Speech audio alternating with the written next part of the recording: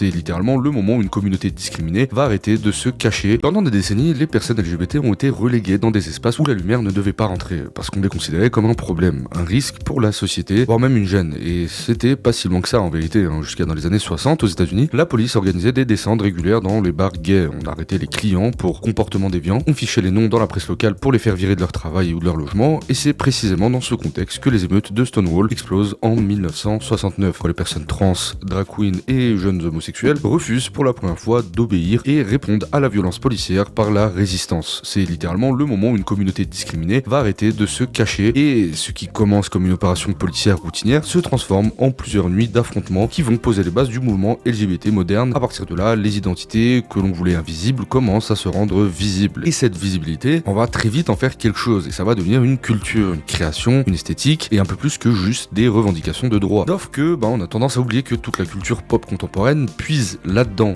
Les performances outrancières de Madonna dans les années 90, l'esthétique drag devenue mainstream avec Lady Gaga, puis Doja Cat, l'importance du voguing, du ballroom dans la danse, sans parler de la manière dont Internet s'est aussi nourri de l'humour queer, du glamour dystopique, des personas exagérés, et de la manière dont on joue avec les identités de genre. Aujourd'hui, TikTok, Instagram, la mode, la musique, tous ces univers sont littéralement remplis de codes inventés par ces milieux qu'on condamnait hier.